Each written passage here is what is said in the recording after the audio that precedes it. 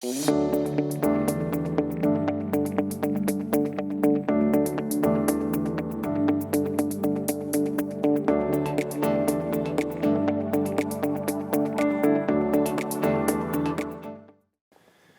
afternoon.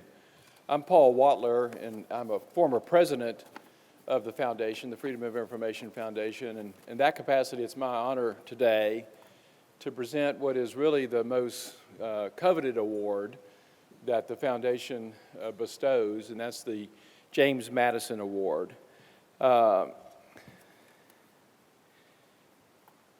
going to be presenting that award, of course, this afternoon to Pat Canty. And as many in the room know, Pat is the publisher of the Odessa American. And he has a fairly typical story in journalism. He began his career on the news side as a cub reporter and worked his way up through editing positions in the newsroom to become a publisher. But all along, you know, the newsprint has been in his blood. And it's even, you know, he's the sort of guy that still has, as a publisher, newsprint on his hands. And I mean that literally, because one of the things I learned about Pat is that recently he had to fill in handling a paper route. And so he was out there early in the morning. He didn't do it as a 12-year-old. Maybe he did, I don't know. But he was out there throwing newspapers and making sure that people got their newspaper on their front porch. So that's a dedicated journalist, a dedicated publisher for sure. But we're not here to give the James Madison Award to Pat Canty because he's throwing a paper route. Our bar is a little higher than that. And I'm going to tell you in a minute why we are giving the award to Pat Canty. But first, you know, this is an award named for James Madison. And we were very purposeful at the foundation in picking James Madison as the person that we would name this award for. And just to review the history that we all learned at one point or another, U.S. history, James Madison was the 4th president of the United States. And of course, before that, he was the father of the Constitution and the author of the First Amendment. Madison wrote the First Amendment to make the press free of government control. There would be no licensing of the press, no censorship in the American Republic. As Justice Black wrote in the Pentagon Papers case 50 years ago this year, as a matter of fact, Madison believed that, quote, only a free and unrestrained press can effectively expose deception in government. In the years after the First Amendment was enshrined as part of the Bill of Rights, Madison learned a very hard lesson that it takes more than just words on paper to guarantee something like freedom of the press. Less than 10 years after the First Amendment was adopted, Congress passed the Sedition Act. None of us were around in those days, but this may sound somewhat similar to some of the sentiments we see now. But that statute notoriously made it a crime to print or publish, quote, any false, scandalous, or malicious writing against the government of the United States, the Congress, or the President. Under the Sedition Act, right here in America, authors and newspaper publishers were arrested and went to jail. Madison vigorously condemned the Sedition Act. Madison said under the Constitution, his Constitution, our Constitution, that the power to censor is in the people over the government, not in the government over the people. So Madison's bitter experience with the Sedition Act taught that unless free people are ever vigilant in protecting the right to freedom of speech and freedom of press, then the promise of the First Amendment can be lost. In our time, which is really not so different from the partisanship and the excess of Madison's era, we must take this lesson to heart. All of us here today must dedicate ourselves anew to supporting and defending a free press. We must be like James Madison. We must stand behind the First Amendment, even when powerful people move to suppress freedom of the press. So in making this award today, we recognize someone who has taken that sort of stand in favor of the First Amendment. Today, we recognize Pat not for throwing that paper out, but for refusing to stand on the sidelines of the First Amendment. We recognize Pat for going on the offensive in the cause of open government. We recognize Pat for leading his troops into battle to protect freedom of the press here in Texas. For the past several years, Pat and his team at the Odessa American have made it their mission to preserve the principles of open government in the City Hall of Odessa. When the American's reporters were rebuffed and denied access to basic police information and city records, they refused to take no for an answer. Pat knew and they knew that the law was on their side, and they went to court to prove it. That kind of fight costs a newspaper a lot in legal fees and expenses. But Pat has refused to back down. These days, many of our daily newspapers struggle for financial survival. Pat has been that rare publisher willing to devote newsroom talent and resources to the struggle for open government. Pat's battle to protect open government in West Texas fits perfectly with James Madison's view of the First Amendment. So today, we present the James Madison Award to Pat Canty.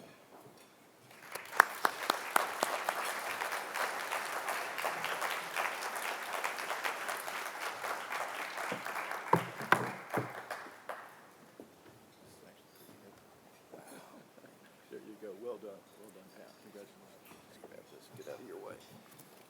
We might want to have to pose for a picture here, too. Hold that up. Yeah.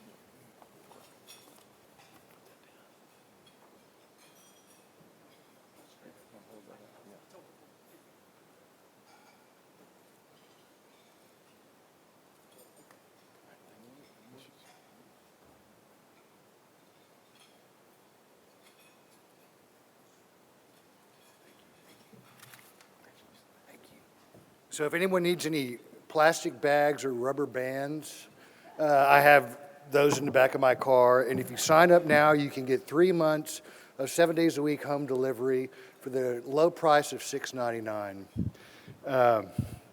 Thank you, Paul. Thank you so much for that kind introduction. And my sincerest thanks to you and the Freedom of Information Foundation of Texas for choosing to recognize me with this amazing honor. I am so touched and humbled by this, almost to the extent that I feel that what I really need to do today is accept this award on behalf of so many people.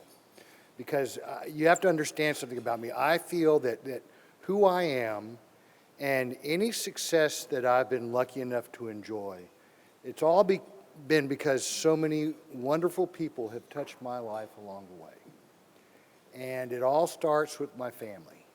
My wonderful mom and dad, Carol and John Canty, are here today from San Antonio. My lovely wife, Julie, and our son, Sam.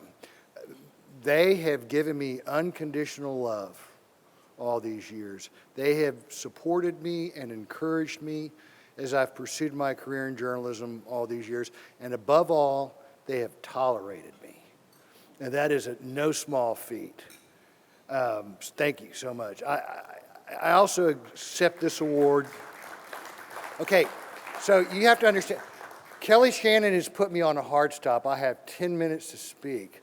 So if you clap too much or laugh too much, it's going to detract from my time.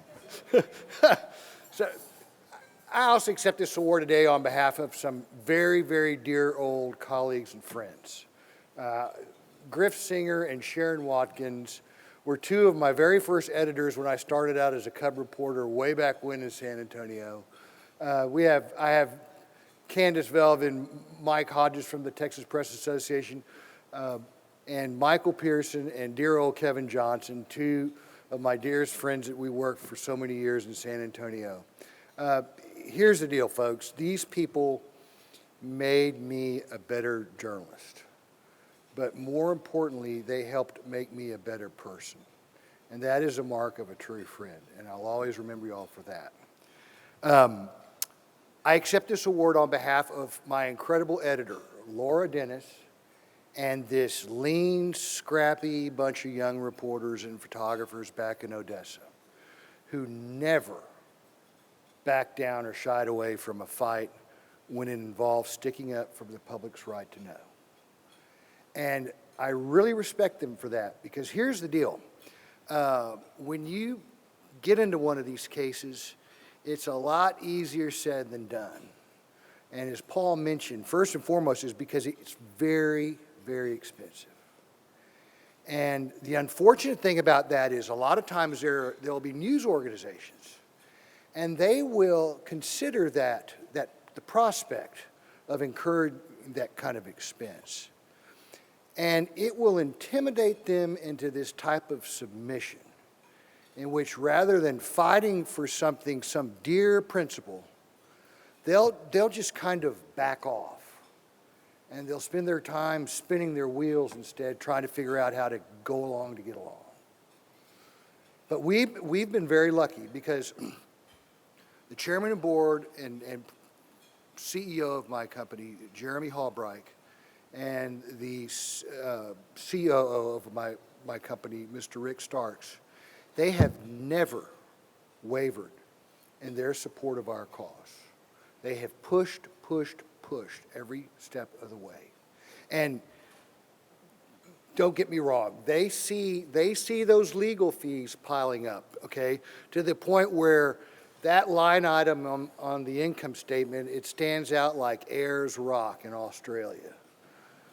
But they see it.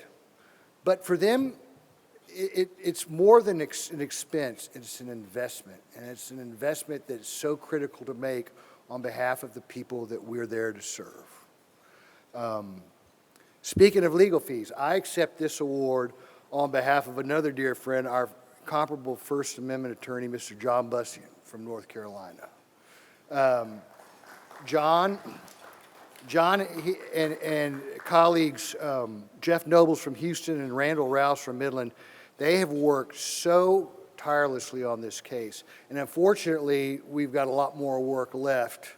But they've been tireless in their dedication to this, and it does not surprise me. Because whether it's been championing the cause for a state press association or some little old community newspaper, John Bussian has always put to good use his passion for the First Amendment and for a free press. And I know from personal experience, and not just from this case, because the first time I ever met John, I was a young editor in Harlingen, Texas. And John comes blowing into town because I've been sued, and he's there to get me off the hook. And the gentleman who was suing me was an elderly reader and an avid letter to the editor writer. And I refused to run a letter that he had submitted, whose, let's just say, the language and content was gratuitous and libelous at best. But no matter, he felt like he had a constitutional right to be heard, and I was violating that right, so he sued me.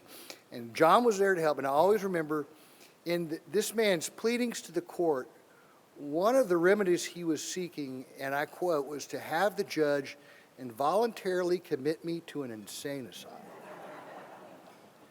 So, good thing he got me off, because otherwise I'd probably be sitting somewhere else today and not standing here. But here's the interesting thing about this current case. Anytime I would discuss it with someone like John or Laura or Jeremy or Rick, I always got this sense that just from the tone of their voice, that they were taking this thing personally. They took personal offense to what the city of Odessa was trying to do. And I would think about that, and I would kind of, after a while, I would say, well, you know, yeah, why not? Well, why wouldn't they? And you know, folks, for that matter, why wouldn't all of us be offended? Let me ask you this. What if you had an employee, someone who worked for you, let's call him Bob, and you go up to Bob one day and you say, Bob, I've got this mileage reimbursement form that you've submitted, and it says here that you claim to have driven 10,000 business miles last month. Now, you were gone on vacation the first half of the month, And ever since you've returned, you've been sitting at your desk. So could I please see your mileage log and the odometer readings to try to make better sense of all this? And Bob just kind of looks at you and he says, no, I don't think I want to do that. No, I think you have everything you need right there on that form. Just trust me, it's correct. Or say you find another employee, let's call her Mary, and you say, Mary, I appointed you to head up this major project for our most important client. A lot of money involved. And this project, you're due to present it to the client next week, and I have yet to hear an update from you. You have yet to show me what the strategy is that you're going to pursue, what the numbers look like. I need you to sit down right now and give me that kind of briefing. And Mary just looks at you and says, I just don't think the time's right for me to let you know that kind of thing. What you need to understand is I always have the best interests of this company top of mind. And trust me, you'll be really pleased when you hear this presentation along with the client next week. Now, those two examples sound totally ridiculous, right? Absolutely ludicrous. But you know what? Unfortunately, stuff like that happens far too often today. We wake up in this tail wags the dog kind of world in which far too many elected officials or the people who work for them have forgotten a very simple fact. They work for all of us. Collectively, we are their boss, which is why it is so important that we have an organization such as the Freedom of Information Foundation of Texas, and why I accept this award on their behalf as well. That's right, you heard, I'm accepting this honor on behalf of the people who gave it to me. That sounds like I ought to follow it up with the statement, I are a journalist. But folks, these people fuel us, okay? They provide us resources and training and expert legal advice and just plain good old-fashioned moral support so that we can try and shine as bright a light as possible on government so that the citizenry can really see what's going on. Which brings me to the last group on whose behalf I accept this award, and that is each and every one of you here today. For were it not for your unceasing support for Kelly Shannon and her folks at the foundation, they would not be able to do for us the kinds of things that help us do what we do, which is to help ensure a free society by providing information to the people we serve so that they can feel more empowered to hold accountable the people and institutions who are there to serve all of us. Thank you very much, and God bless you all. Thank you.